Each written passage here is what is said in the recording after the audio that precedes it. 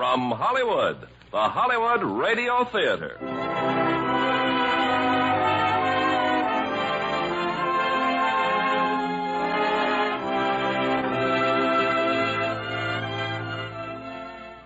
Starring William Holden and Colleen Gray in Appointment with Danger. Ladies and gentlemen, your producer, Mr. Irving Cummings.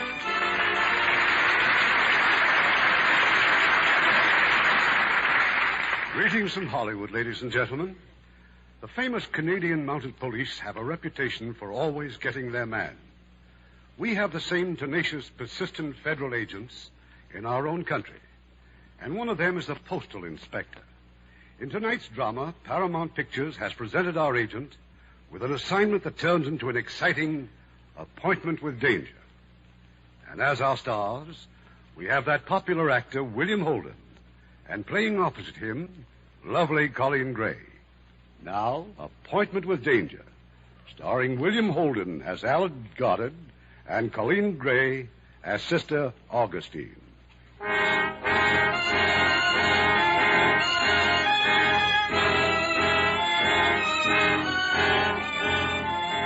The United States Post Office is the biggest business in the world. Every year it handles 45 billion pieces of mail, and enough money to pay off the personal debts of everyone in the country. Policing that activity is the job of 800 postal inspectors. This is an account of one of those jobs, and it begins in LaPorte, Indiana, where a few hours ago, the body of Inspector Harry Gruber was found in an alley. And now in the city post office... All right, Al, what you say makes sense, I suppose. Gruber was either drunk when they strangled him or asleep. But he never drank, so he must have been asleep. Here in LaPorte? Well? I don't believe it, Maury. He was killed somewhere else and brought here. That could be any place. Gruber was on a floating assignment all over Indiana. Yeah. Well, it's a rat race now. Until we find that nun. Nun? Oh, you mean one of those sisters? That's right. She was passing that alley last night. She saw two men walking with Gruber, supporting him.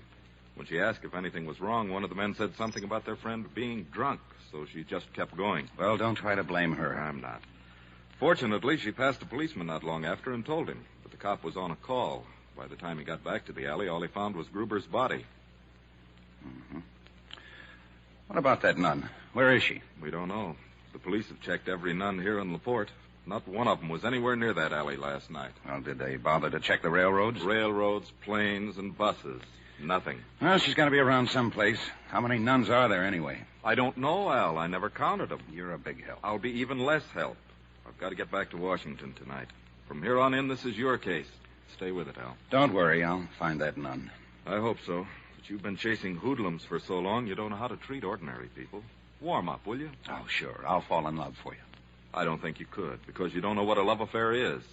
It's what goes on between a man and a .45 pistol that doesn't jam. Al, let me tell you about you. That badge and a few law books have turned you into a nut.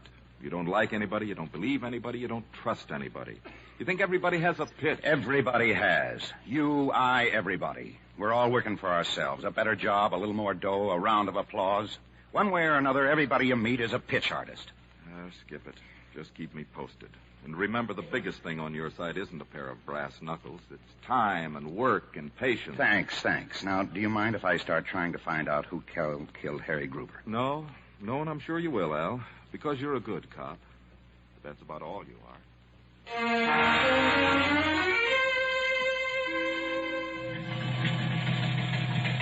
A Hearn from Goddard. Have lead on nun. Railroad brakeman reports seeing two nuns aboard express same night Gruber was killed. Train was en route to Fort Wayne, and so am I.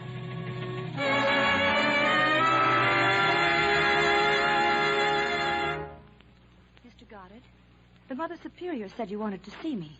I'm Sister Augustine. I've been looking for you for 3 days, Sister. I'm a post office inspector. Oh, how nice. I'm here investigating a murder. Oh. Well, I'm sure we wouldn't know anything about that. This is a school, Mr. Goddard, an academy. Yes, I know. I followed you here from LaPorte to Fort Wayne and now back here. But that's not important. What is that last Tuesday night you saw 3 men in an alley in LaPorte. Why, yes. Yes, I did. But you were on a train, weren't you? Why, that's remarkable. How did you know? Because I checked the bus lines and the airlines and the railroads. You were on a train that doesn't even stop at LaPorte. Well, it certainly did on Tuesday night. There was a tie-up of some kind just outside the freight yard. The train stopped, and the conductor said we'd be delayed at least a half hour, so I got off. Why? To get some medicine at a drugstore. Sister Paula, I was traveling with her, wasn't feeling well. Well, neither was the guy in the alley. He was dead. A government agent named Harry Gruber. Oh, how terrible. Did he have a family? What's the difference, sister? He's just as dead either way. Really, Mr. Goddard? The point is, could you identify either of the men who were in the alley with him? Well, one of them, perhaps. He was rather pleasant. He told me the man was intoxicated. Look, would you mind coming with me and checking the police files? They have quite a collection of pictures. Oh, I couldn't, Mr. Goddard. I have classes in 10 minutes. Sister, it's your job to go down there. Isn't there someone else you can get? Even if there were, you should know better. Letting someone else do your job is a design of the devil. I'll see, Mother Superior. You're right about letting someone else do your job. That was merely a quote. Well, whoever said it, it's very true. It's from the writings of Martin Luther. Oh? From his earlier writings, I imagine. I'll be back in a moment, Mr. Goddard.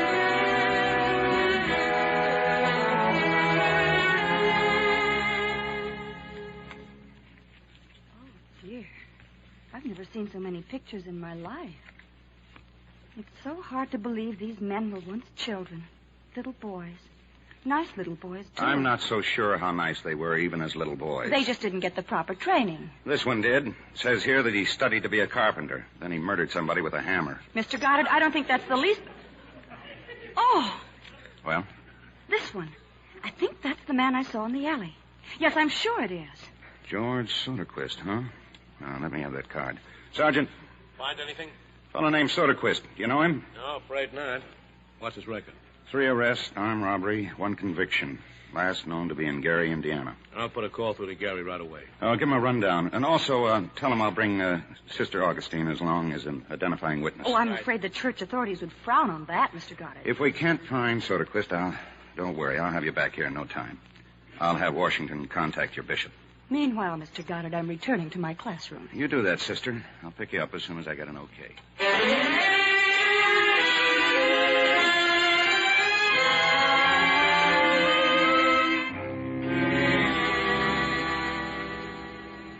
Good evening. I'm Mother Ambrose. My name's Goddard. I have a letter here from the bishop. So I understand. Sit down, Sister Augustine. Thank you, Mother Ambrose. I've come to Gary at the request of the police department. We've been advised, Sister. You'll stay here at St. Michael's Parish House. Thank you. Is this Mr. Soderquist a friend of yours, Sister? Oh, no. I picked him out of the mug book.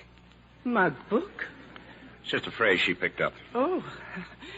Will you be here long, Sister? Until we can prefer charges against Soderquist for murder. Are you sure he's a murderer, Mr. Goddard? Yes. But he'll get a trial and everything the law allows. But not one drop of charity. Excuse me, please. There's a Lieutenant Goodman from the police. He's been here waiting for you to arrive. You don't think very much of me, do you, sister? I feel sorry for you, Mr. Goddard. I don't think you have a heart. Well, fortunately, that doesn't seem to matter so much to the people I work for, so why don't you just forget Right in here, Mr. Goodman. Thank you. Got it? Yeah. I'm Dave Goodman, homicide. Come on in. This is Sister Augustine. How do you do? How do you do? Well, we've got your boy Soderquist staked out in a downtown pool room. That's fine. We can't move, though, until the sister here identifies him. Would you like to come down and have a look? But Very well, Mr. Goodman. Mother Ambrose, we'll be back shortly. Where will you be if the bishop or someone should inquire? I'll be downtown, Mother Ambrose, at the pool hall. Well, not exactly, sister. Oh? There's a hock shop across the street. I've made arrangements with the proprietor. He has a fine view of the pool room. Pool rooms? Hock shops? Must I go? With any luck, you'll be back here in an hour. Let's go, Goodman.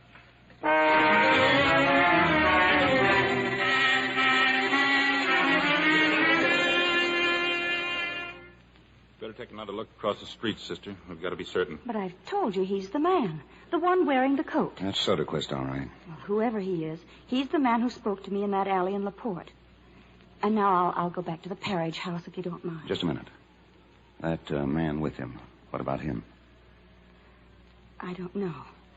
He may be the one who was with him in LaPorte, but I'm not sure. That pool room's a known hangout for hoodlums. Got it? He may have a record. Yeah, let's find out. Is the tail still on Soderquist? Sure. Is that all, then? For now, yeah.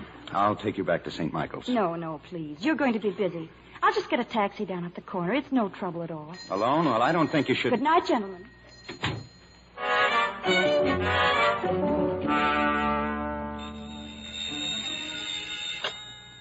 Yeah. Earl? This is Regis. Well? We're in trouble, Earl. 5 minutes ago, I'm driving down to meet Soderquist at the pool room. Remember I told you about that nun in LaPorte? Well, she's here in Gary, the same nun, and a block away from the pool room. She's here for a reason, Earl. I'll get hold of Soderquist. No, keep him under cover. Where'd she go, the nun? I don't know.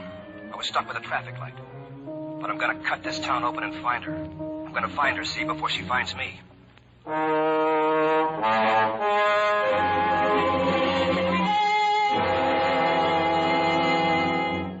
might just as well stay here at headquarters, Goddard. I'll be bringing in Soderquist any minute now. Yeah. Say, you know this town, Goodman. Tell me why a couple of gunzels would knock off Harry Gruber. Well, robbery, say? For dough? If you're a government cop, you have to marry money to buy a stick of gum. Why would they go to all that trouble taking his body to LaPorte? You know, when a hood kills a man, it's a hood who leaves town. Could be because they wanted to stay here in Gary. It'd be interesting to have Soderquist tell us. Homicide, Goodman. Where? All right. Shake down the district and send some men over to his apartment. I want him in here. You don't have to tell me. He jumped the tail. Any other time, it's a cinch. This time we draw a nearsighted cop. Well, we gotta head him off. How tight can you seal this town? Real tight. Okay, lock it up. Without him, we haven't got a lead. We'll have him in here tonight. If you want me, I'll be at the post office. That is, if it hasn't been stolen.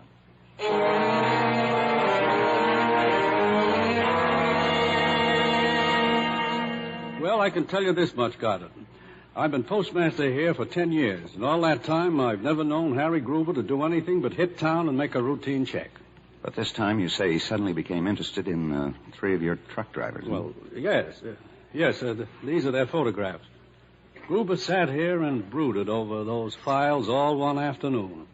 I don't know for sure, but I'd guess it had something to do with the transfer of money between the 2 stations. What 2 stations? Well, here in Gary, we have 2 railroad stations. On through shipments, we transfer from one station to the other by mail truck. Big shipments? The one from Cleveland's a Lulu. And one of these 3 drivers always handles the run between the 2 stations? Yes. And that's the last question Gruber asked me. He left here, and 6 hours later, he was dead in LaPorte. Oh, I bet he called on this guy first, Paul Farrar. Well, Farrar's one of the 3 drivers, all right. Says here on his record sheet that he was offered a better job, but he turned it down. Now, why would he turn down a $500 a year raise to keep driving a truck? I think he said he'd like to be out of doors. $500 worth? He's on duty now. I'll send for him. No. I just want a quick glimpse. If he's the one I have in mind, that's all I'll need. He'll be down at the loading platform. This way, Goddard. You see the registry board over there? Well, that's Farrar carrying the sack. This is quite a break, Taylor. I told you that Soderquist was talking to someone in the pool room. Well, that's who he was talking to, Farrar. Look, you better phone Washington. Get Ahern back in town. And meanwhile, I want a list of all your money transfers. Well, there's nothing missing, Goddard. So Gruber wasn't killed because he found Farrar stealing money. Look, a cheat kills his wife for one of 2 reasons. Either she's caught him cheating or she hasn't given him the chance. Same way with money. You mean Gruber found out about a deal or something between Farrar and Soderquist? Between George Soderquist and somebody else. That's the big one, Taylor. Who is the somebody else?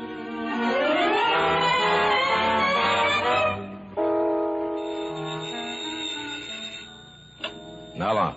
Regis. Stay where we are, Earl. I'll be there in 10 minutes. The nun, you found her, huh? Yeah. A place called St. Michael's School. Well? Not yet, Earl. But I got a way to do it. Sometime early tomorrow morning.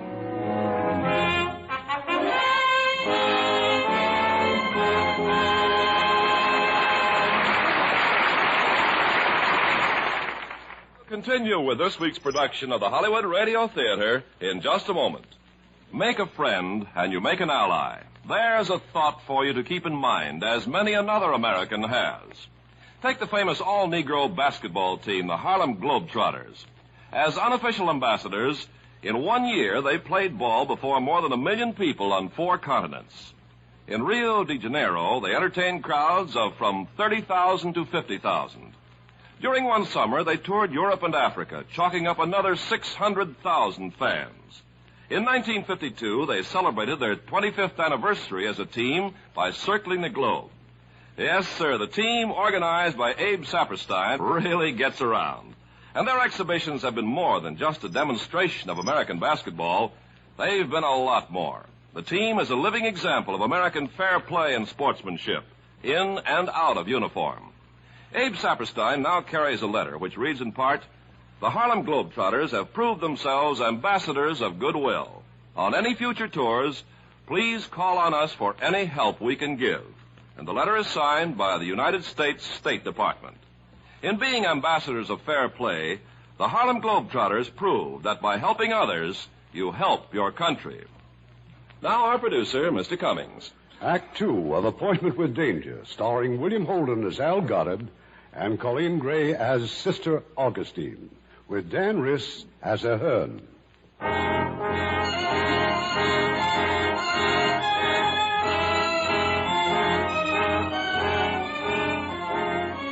It's the following morning. The man called Regas has entered a third-rate hotel and gone directly into the manager's office. Well, what about the nun? She got lucky. Makes sense, Regas. Fixing the roof of the school. Tile, big hunks of tile. Yeah. So accidentally a big piece of tile falls down just when she's walking past. And like I said, Earl, she got lucky. Well, I'm glad she did. You get Soderquist? He's upstairs. You know, you're making too many mistakes, Regas. Killing Gruber was a mistake. It happened. Now, forget about the nun. We may never hear from her again. Soderquist will hear plenty from her. There's a police call out for him. You sure she can identify him? And what about you? No. But Soderquist could identify me. Well, we've got to get him out of here. Then we'll think about that nun, huh? In case she did see me. I said forget about it. I'm still running things. Remember that. Earl, if they ever get me in the back room of police headquarters, I'll remember it fine. Come on, Regas. Let's go up and see George. Hi, Earl. Regas. Sit down, fellas. How about a cup of coffee, huh? I got rules in this hotel, George. No hot plates. It's a fire hazard. What? Oh. I fixed the room up pretty good, huh? You got to get out of here, George. You see, you've been identified with that sister. You don't know for sure. You told me you didn't know for sure. We can't afford to take a chance, you know that. So you better go to St. Louis for a while. St. Louis? I don't even know anybody in St. Louis. You're not going there to run for office, you know, George. You're going to protect yourself and us. Come on, let's start packing. I'll help you. No, I'm not going. I told you I didn't want to go. You know what's coming up. You'll be taken care of. How do I know? Because I say so. Earl, listen to me. That's the most money I ever heard of. If I'm dealt out now, I don't have a prayer. Start packing, George. I'm not going. I'm staying here until it... Regas, no. What did I ever do to you?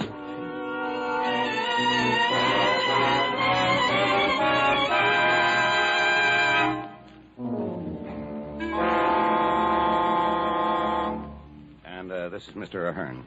Sister Augustine, Mother Ambrose. Mother Ambrose, sister. You see, Mr. Ahern is just as much interested in that accident this morning as I am. That piece of tile, sister, it fell without any warning at all? One of the workmen must have left it too near the edge of the roof. Well, while we're looking for Soderquist, you might be able to help us with the other man in the alley. I'd like you to go through that rogues gallery again. No. That's a waste of time. Sister, I want you to go back to Fort Wayne. Well, why the switch, Al? I thought we were... Well, it's a matter of common sense. Sister, while you're here in Gary, we're responsible for anything that happens to you, like this accident. Oh, there's no need to worry about me, Mr. Goddard. I have a guardian angel. You have a what? A guardian angel. It's a new idea to Mr. Goddard, sister. Look, Maury, I've got nothing against angels. I just want her to get back to Fort Wayne before she gets hurt. You told me once not to let anyone else do my job. It's my duty to stay, and I'm staying. All right, stay. Oh, there's the dinner bell. I'm afraid you must excuse us, gentlemen. And don't worry, Mr. Goddard. I'll be all right.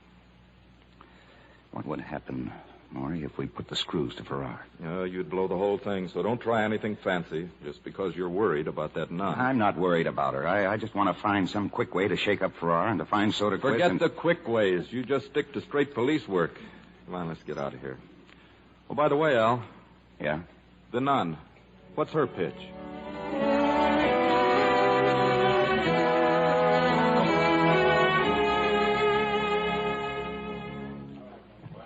Hello, Farrar.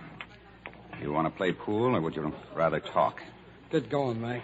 Me? I'd sooner talk. Oh, you're real friendly, huh? You don't know me. Paul Farrar, P.O. serial number 20754. Are you a cop? Postal Inspector Al Goddard. I followed you here. Oh, I see. Now, there's a nice, quiet little table in the corner. Let's sit down, huh? What do you got some questions or something? Yeah, a few. How would you like to go to prison for the murder of Harry Gruber? What's the matter with you? You're crazy? I don't even know any Harry Gruber. I believe you. But I can rig it so a jury won't. I can break every alibi you've got, and I can prove that you know George Soderquist. That you were with him the night that Gruber was killed. I don't know what you're talking about. Well, it's very simple, Farrar. I'm going to railroad you for Gruber's murder. Why? Why go out and just pick a guy up out of thin air? What's the point? The point is that I'll forget the whole thing if I can get the right price. $25,000. Oh, this is just a nice little shakedown, huh? Well, it's my welfare work. I wouldn't want to see you go to prison. Now, where would I get $25,000? Your friends. And you can tell them that I know why you turned down that $500 raise. That doesn't mean a thing. You can also tell them that I know why you drive that mail truck. Because if you don't, all their plans for that robbery go right out the window. Look, I don't believe any of this. Not about Soderquist or the robbery or this shakedown. I don't even believe you're a cop. Then check around. Meanwhile, I'm at the Park Hotel. Talk to your friends, Farrar. And get that money. If you don't, I'm going to frame you and wreck every chance they ever had to pull that robbery. Hey, now, wait a minute. Wait. Why are you doing this? I told you. For $25,000. And I want that money by midnight or I catch the late train for Washington.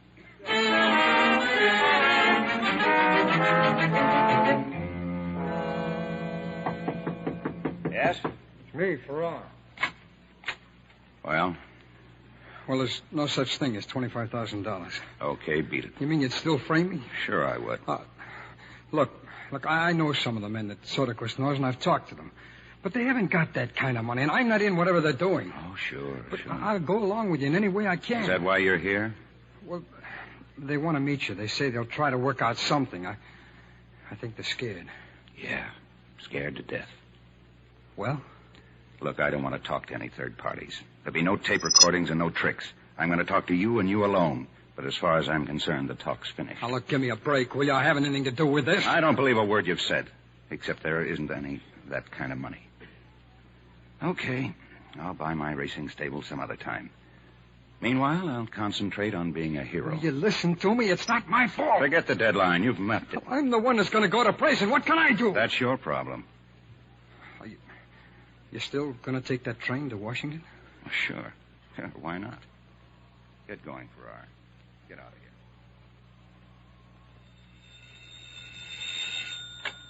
here. Yes? This is Goddard. I just thought I'd call you, Maury. I've checked out of the hotel, and I'm counting on somebody to beat my brains out in about 30 minutes. Al, what are you trying to tell me? Well, it's one of those quick plans, the kind you don't approve of. But I got a pretty fair chance of finding out who killed Harry Gruber. They've got plenty of reasons now to want me. Oh, I've told you a dozen times not to try. Where are you? I'll be right over. Sorry, Maury, but I'm on my way.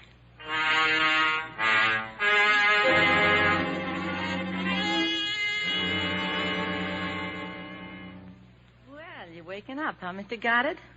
How do you feel? Oh, great. You better keep the ice bag. It'll keep the swelling down. I'm some nursey, huh? Do you mind telling me just where I am? Oh, sure. 4th floor, Compton Hotel. Your friends are waiting for you. Oh, fine. They were real glad to see me. They met me at the railroad station. Well, who are you, honey? Me? Hotel stenographer. Drafted for the emergency. I think he feels like talking, Earl. Get lost, Dottie. Sure, honey, sure. Get lost. Remember us? Yeah, vaguely.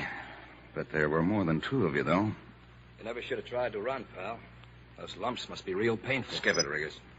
You know who I am? Yeah, sure. Post office inspector. You're not silly enough to think you might get away with this. We can try. Like Gruber? We don't know Gruber. It won't help to put me in concrete. There's too much interest left around. You look like a pretty smart guy. What are you hanging around with a gonif like this for? Anybody ever weigh your head? I'm talking to him. I got 2 years of work tied up in this robbery, got it? I'm all set to go. I'm not going to give it up now. What else can you do? Well, that's just it. Farrar tells me you want $25,000 to keep quiet. That was hours ago. How do we know you're not a plant? You don't. But I know what Gruber knew. With Farrar in your pocket, you've got a real big one on tap. There's a law against robbing the mails, but there's nothing that says you can't talk about it. We're kidding, naturally. Oh, sure. No, we haven't got 25,000. But there's close to $1 million in this idea we're working on. We could cut you in. Why don't you wake up? You can't beat the mails. They got a system. So have we. With your help, we can make it foolproof. That's why you're still alive. No, thanks. You know, you're the one who's on the spot, got it, not us. Sure, we'd have to fold, but if we do, you won't be around to know the difference. So, think it over. You, keeping me here? That's right. I'm due back at work in the morning. They'll start checking. You can skip a day. It'll look funny. Look, get this straight, got it? Until you prove out you're going nowhere. Nowhere we don't want you to. There's nothing to prove out. I'm a postal inspector like Gruber was. I came across something that looked phony, just like he did. Only I see it a little differently than Gruber. You can buy me out. We could also kill you. And kiss off $1 million haul? Now, your friend here knows better. Like he said, with my help, it's foolproof. You know, I don't get it. You go along one way for years, and then you pull a complete switch. Why? Well, sooner or later, every rooster wants to lay an egg. Any special reason you want 25 grand? Yeah, the same reasons that you'd like $1 million. Only I'm not as greedy as you are. Look, I told you before, we haven't got it. If you want to cut to the robbery, okay. If you don't, get out. If I walk out of here, your robbery goes out the window. And you go on running this two-bit hotel. For the next 10 years, you'll be changing sheets and putting drunks to bed. So don't get so tough. Are you in or out? I'm in. Now, you run your end any way you want, but I take full charge of the post office. Yeah? What's wrong with Farrar? Look, someone else will pick up Farrar the same way I did. If I'm going to risk my neck, I'll do it my way. And one other thing. We got to make it look good downtown. I got to be free to move around on my job as usual. Okay. You sure we're giving him enough? What does that mean, Riggers? We're giving him his own way and a cut. Why don't we all just give him a right arm for old time's sake? You know, sometimes you worry me, Riggers. Somewhere in your blood you got a crazy bug and it's swimming upstream night and day. You better get a cure or you'll kill us all. All right, Earl, all right. We'll let it stand this way. But you got it. One bad move out of you and I'll put you on your back for good. That's for tonight in the station, okay? All square and even? Tough guy, huh, Earl? Real tough guy. I just don't like to be shoved around. Okay, Earl. Now that I'm in, how about giving me some of the details?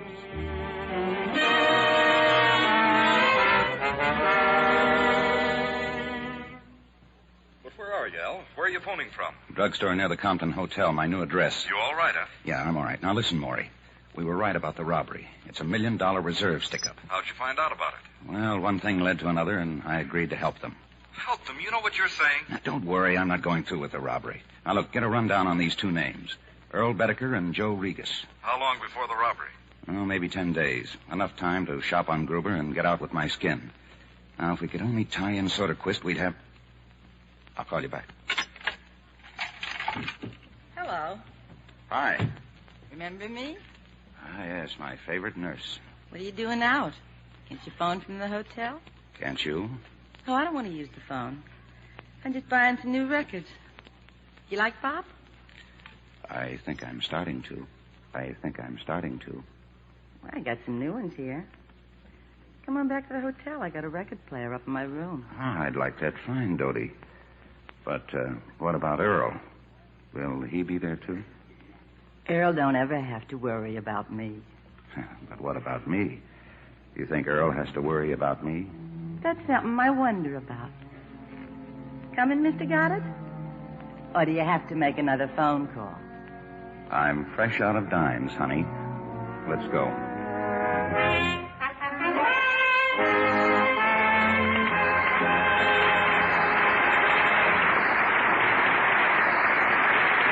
Act 3 of the Hollywood Radio Theater will continue in just a few moments. Make a friend, and you make an ally. There's a thought for you to keep in mind, as many another American has. In 1864, Clara Barton gave up a successful job in the patent office in Washington and devoted the rest of her life to bringing physical and mental aid to the wounded and dying on the battlefield. At first, it was the soldiers of the American Civil War. But when the war ended, she was forced to go abroad to recuperate from nervous exhaustion. While she was in Switzerland, Napoleon declared war on Prussia. Clara Barton was urged to return to her own country, but she refused. She felt it was her duty to remain in Europe and help the wounded of this new war. It didn't make any difference to her if they were French or Prussian. She didn't ask the nationality of the sufferer when she stopped the flow of blood from a soldier's wound. In spite of many inconveniences and hardships, she traveled across the rugged German countryside to reach the Prussian front lines. But there she was told that the only way she could be allowed into a frontline camp would be as a prisoner of war. Clara Barton agreed, and as a prisoner until the end of the war, she continued to do her work with the wounded Prussian soldiers. After the war, she remained in Europe to help the defeated French. When she sailed for home in 1873, grateful Europeans bestowed on her many medals of honor, including the Gold Cross of Remembrance, the Jewel of the Red Cross, and the Iron Cross of Merit. Once again, an unselfish American had discovered that by helping others, you help your country.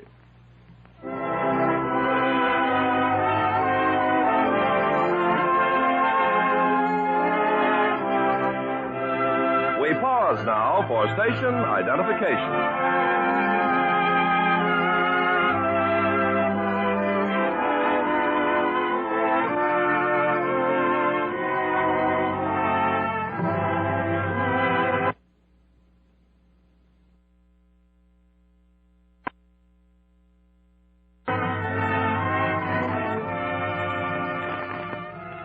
Act 3 of Appointment with Danger, starring William Holden as Al Goddard and Colleen Gray as Sister Augustine, with Dan Riss as Ahern.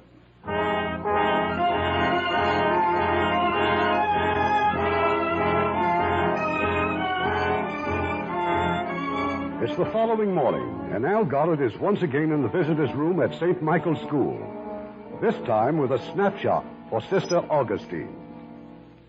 Won't approve of my methods in getting this picture, sister. I stole it from a girlfriend of a gentleman named Earl Bedecker, but I doubt if she'll miss it.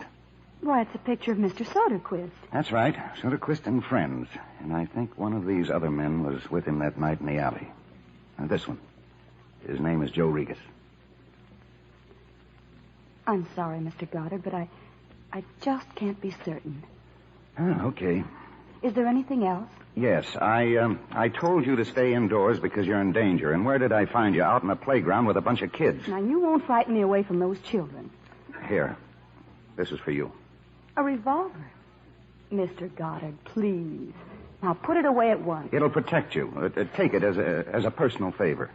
I didn't know you could afford personal feelings. All right, it's not personal. It's routine. You know, with a little practice, you could be quite a nice man.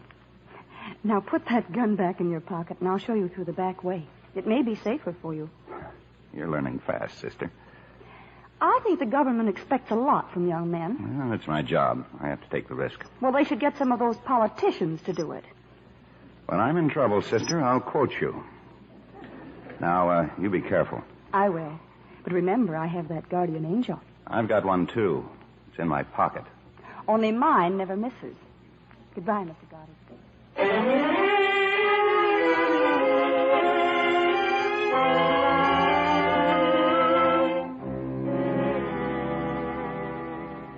sure you know what you're doing, Al, coming here to the post office? Part of my deal with Bedecker is to keep acting like a cop. Relax, it's okay. Well, what's this big news you mentioned on the phone? Bedecker's changed his mind. He's moved the date up. They've set the robbery for tomorrow afternoon. Tomorrow was going to be a week from tomorrow. If he suspects anything, I can't figure out whether he does or not. But there's one thing for sure. He's set on tomorrow, and I can't stall it. And he's found the perfect flaw. The reserve shipment from Cleveland to Logansport. A flaw? Yeah. There's no through train from Cleveland to Logansport. The money's transferred from one train to the other right here in Gary. Yes, but it's protected all the way by armored trucks and machine guns. All except that 7 minutes here in Gary. It travels from one station to the other in a single mail truck. One man and a .45 pistol. It's a great scheme. So you had to tackle the whole thing by yourself? Well, this time I did. Because you got soft-hearted about a nun? Look, she's our star witness to Gruber's murder. We've got to protect her. All right, you've got a badge. Why don't you arrest me for perjury? How can I? It's the first time I've ever liked you. Look, we've got to find Soderquist. We have found him. You what? Soderquist is dead, murdered. Goodman's men found the body early this morning in the canal. You boys keeping secrets or something? Oh, now take it easy. Take it easy. The Gruber case blows up in our faces. Look, I had to wait till I talked to Washington. Oh, fine, yeah. Now I suppose they want us to go ahead with the robbery. We've got nothing this way that would last 5 minutes in court. We'd get them on a charge like that, and one of them will break on Gruber. Well, can you think of any other way? Okay, I'll go on back to the hotel. Just bail out in time, you hear me? Yeah, sure. I hear you.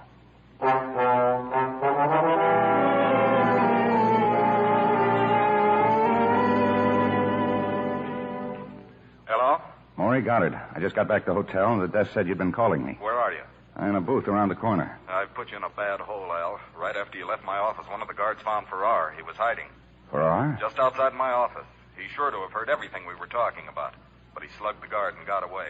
You haven't seen him yet, have you? No, not yet. But let him alone. Don't even look for him. He's bound to get to Bedecker and tell him, so pull out now and run. Don't walk. I got some things up in my room. I'll get him and meet you in 20 minutes.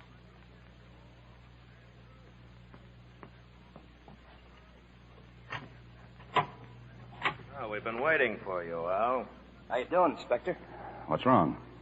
Why? Who says anything's wrong? Nobody, but I opened my door and find you here, so... We've been waiting for you, that's all.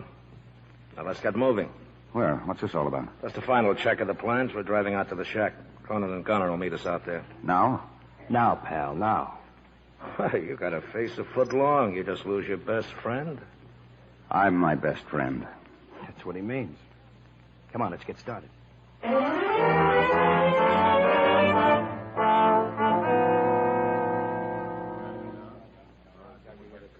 Now, what about the two sedans, Cronin? Yeah, we borrow them out of that parking lot. I've been casing them every day for a month. You got no worries. All right, let's look at the map again. Now, at the end of 4 minutes, the mail truck will be right here. That's point A. We've been through this 100 times. We'll go through it again. It's what happens after we grab the door that bothers me. It's simple. We turn west off the boulevard to point B. We switch the cars, and then we... Sit down, Goddard. Sit down. Earl will answer it. Hello. All right, Doty, what is it? I don't want him out here. He what? Okay, thanks. Farrar called Doty. Anything happen? I don't know. Farrar's coming here? Yeah, that's right. He's on his way. I told him to stay away from us. All of us. You're jumping all over the place, Al. Settle down. It can't matter that much. Well, if he's followed, it could matter $1 million worth. Farrar knows what he's doing. Now, let's get back to the map. Now, after point B, these 3 cross streets have got to be blocked off. That's Riga's job. Roadblocks, detour signs. If anybody sees us, we're dead. Remember that, Regas. The whole job depends on not being recognized. If anybody slips, it won't be me. What about Pal here? Got her. I'll be at the mail truck. Among other things, there's a little matter of making sure we grab the right pouch. Now, what about point C, Earl? There's $1 million waiting for us. But if we're seen, we'll be running for the rest of our lives. Okay, about.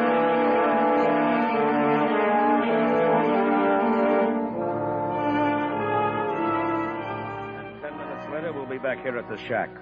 We'll make another switch of the cars, and then we'll be... Earl, I gotta talk to... Well, put down the gun, Goddard. What are you doing here, Farrar? Well, it's about tomorrow, Earl. I gotta make sure. Hey, what's he gotta go point a gun at me for? Maybe we ought to rent you a memory. Earl told you to keep away. After this thing happens, the town's going to be flooded with federal men. We're all going to be in a spot, so the first guy who talks is going to get a headache he can't cure. You understand, Farrar? Yeah, sure. Anything else, Earl? No, let's break this up. I'll drive back to town with Farrar. But why can't You heard him. The next time you want to see me, phone the hotel. Let's go, Farrar. I don't trust him, Earl. Punk Farrar. He's scared. He'll do what he's told. Like Soderquist? Soderquist was scared, Now, too. no more of that stuff. I've had enough of it. Look, our luck's gone bad, Earl. It went bad that night in the alley. Stop thinking about that nun. You want to know why I think about her? Because I'm hot and you're not. And sometime years from now, maybe when the rest of you are all scattered, somebody's going to tap me on the shoulder. That's why I think about her. Yeah, but you're clear. Soderquist is dead, and you say she never even saw you. Yeah. And sometimes I believe that. Sometimes for as long as 2 or 3 minutes at a stretch. Just watch how and where you drive, Farrar. There's a gun in your ribs. You behave yourself, you keep away, and you might get off with 5 to 10 years. 5 to 10? Oh, thanks. That's sure going to help with my love life. It's more romantic than being dead. Now, drop me off at the hotel.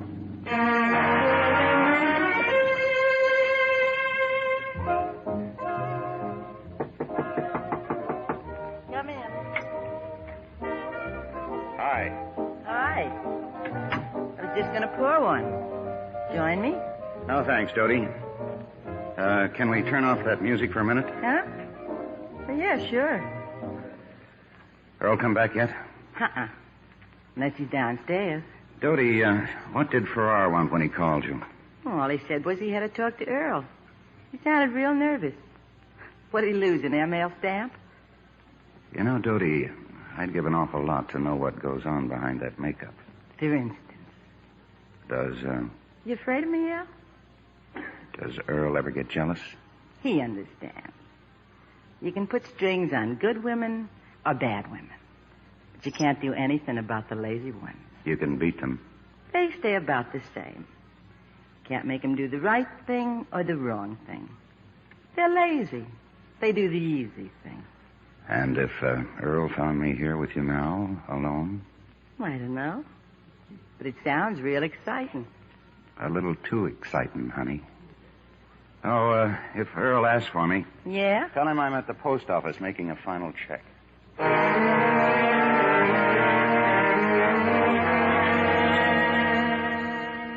It looks like we're set, Al. Goodman's bringing his boys here tomorrow afternoon at 4 o'clock. And that'll give you over an hour. Okay. Now, just tell him to be careful. I'll be riding in the hold-up car. And don't close in until we're all back at that shack. Now, what about Farrar? Goodman's tailing him. He'll pick him up at noon tomorrow. He'll be safer in jail. I'll keep him there. Bedecker doesn't want him around either until it's all over. Where you go now, Al? I'll back to the hotel by way of St. Michael's School. So I'm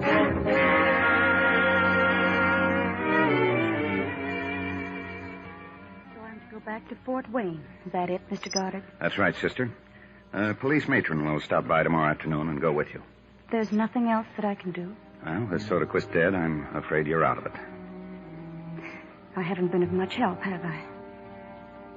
Goodbye, Mr. Goddard. I'll remember you in my prayers. Thank you, sister. If you haven't anything else, at least now I've got a good lawyer.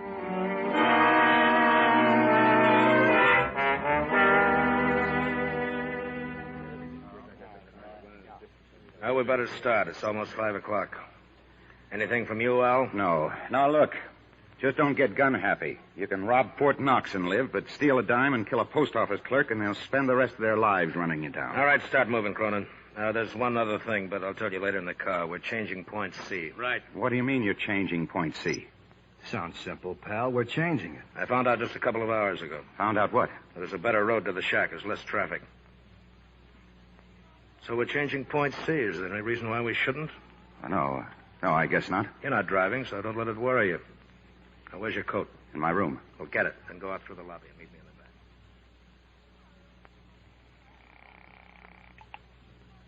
Inspector's office, Ahern. I'm phoning from my room, Maury, but there's no time, so don't ask questions. Go ahead. They've just changed point C. I don't know the new location. That means you'll have to watch all the roads in case there's a slip-up. If there isn't, they'll wind up as scheduled at the shack. Now, I won't have a chance to... I'd say you pulled a boner, Al. I'd say so, too, Dodie. I heard what you just said on the phone. Might help if I hadn't been with Earl for so long. You gonna tell him? If I told him, he'd have to kill you. That'd make me, what do they call it, accessory or something? And you don't love anybody that much. Not 25 years worth. I'm a loser either way. Suppose they get away with all that dough this afternoon. Be wearing mink coats and hideouts and hamburger joints. Living on the run till they catch up with Earl. Well, at least you read the book. What are you going to do, Dodie? When you walk out, I'm going to pack my bag and leave. I'm going to forget names and faces and what's going to happen to all of you in the next hour or so. They can still get you for withholding information. Not if I tell a government agent. So I'm telling you, they're going to hold up a mail truck. I got to pack, so goodbye. You won't get a gold star, but thanks anyway. Don't bother. Earl was good to me. I hope he kills you.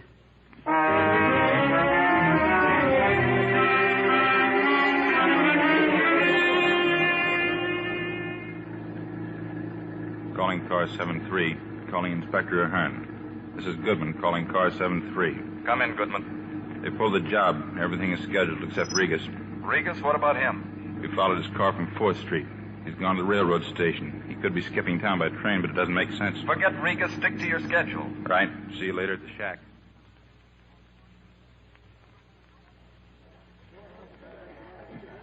Afternoon, sister. Good afternoon. I'm from the police department. We'd like to talk to you. But I thought I was to go back to Fort Wayne. Yeah, sure, later. Well, if you think you need me. Oh, the matron. She's getting our tickets. I'd better go and tell Oh, look, her. there isn't any time. My partner will tell her. This way, sister. My car's just outside.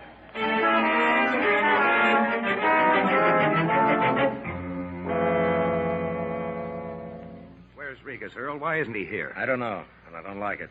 We'll wait 5 minutes if he doesn't show by What then. is this place, anyway? I told you, the New Point C. It used to be a quarry or something. Earl, he's coming. Regas. All right, get him over here. You and Gunner stow the money in back of his car. Hey, he's heading for the shed.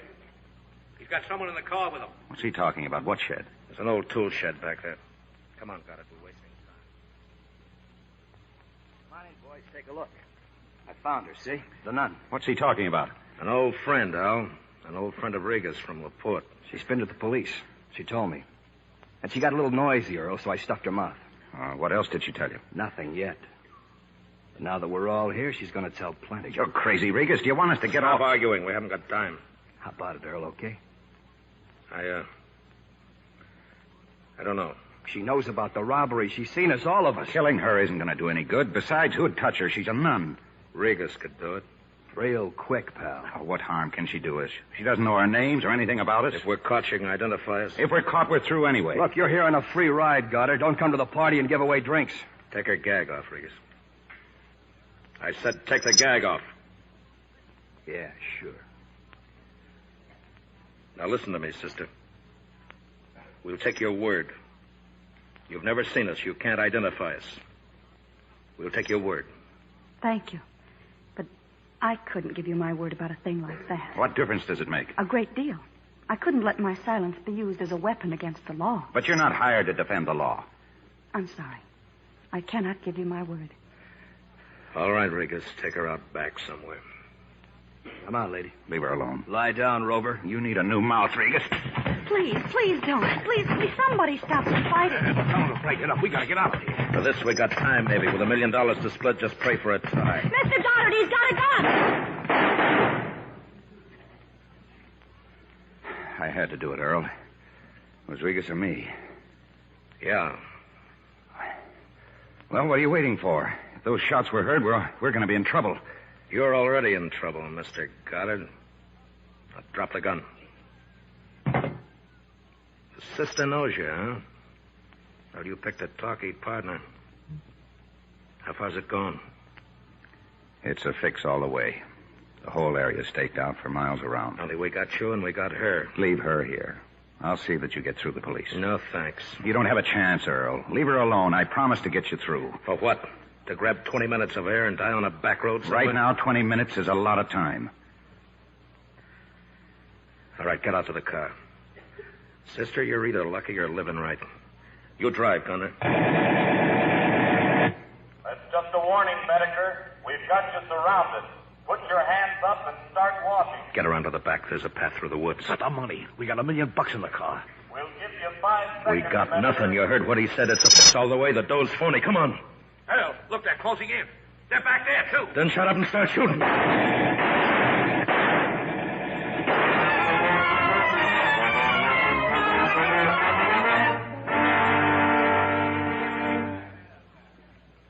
I'm Lieutenant Goodman, Bettiger. We're taking you to a hospital. If you got anything to say, you better say it now. I'm gonna die, huh? You asked for it, Bettiger. Yeah. Sure. Where's Goddard? I'm here, Earl. It's too bad. I'd walk over, but I can't. My leg. Your aim was a little low. Just tell me one thing, will you? For the record, Al. Was the dough phony, too? No, it was real. You'll die rich, Earl. Take it easy, Al. Did you get them all? We got them. Mr. Goddard. It's all right, sister. I'll make it. Now, you did fine. You sure you're not hurt? No. When the shooting started, I just threw myself down on the floor. That's what the boys do at school when they play those terrible games. Maury, get her on that train, will you? I think she wants to get back to those kids. I've got a car waiting anytime you're ready, sister. Thank you. Goodbye, Mr. Goddard. God bless you. Well, for once you were right, Maury. Somebody who doesn't have a pitch. Al, if you stay with it and work real hard, one of these days you're going to qualify for the human race. Thanks. I may join at that.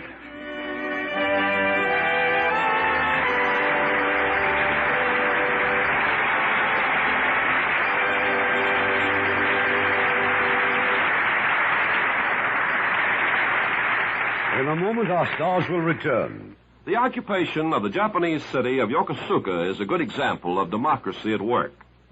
The first thing our troops had to do was clean up their own area.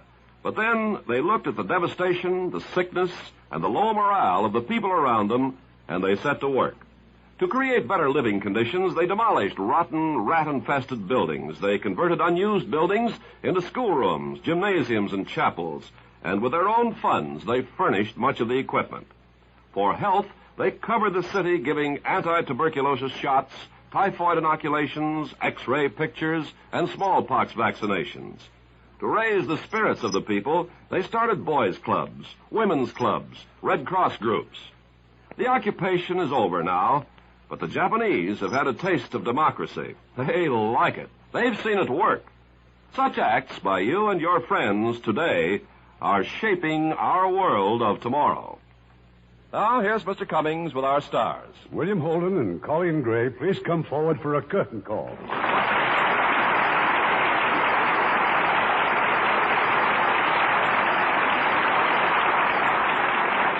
Bill, have you ever had a real appointment with danger? Well, Irving, I tried to walk across Hollywood Boulevard again this afternoon. Don't let him kid you, Irving. A few months ago, Bill made a trip to Japan and Korea to entertain our troops. He went to the front lines and hospitals and talked to the boys. Well, it was a real privilege to meet them. I hope to go back soon. How about you, Colleen? Have you had any dangerous appointments lately? Well, I've been vanquished. Vanquished? How awful. No, Irving. The Vanquished is the name of my latest picture for Paramount, co-starring John Payne and Jan Sterling. It's packed with danger and excitement. Now, really, Colleen, if you want to plug your picture, why don't you just come out and say it like I do? All right, so go ahead. Stalag 17. Hey, Bill, watch your language. You remember Stalag 17, Colleen? It was one of the funniest plays on Broadway, and it's Bill's latest for Paramount. Of course. Now tell me, what's the latest, Irving? A beautiful love story with a perfect setting. The romantic countryside of Italy. It's Paramount Pictures' moving and sensitive drama of September Affair. And starring in their original roles in this unforgettable romance will be Joan Fontaine and Joseph Cotton. Well, we'll be looking forward to that one, Irving. Good night. Good night. Good night. And you have a possible return, too.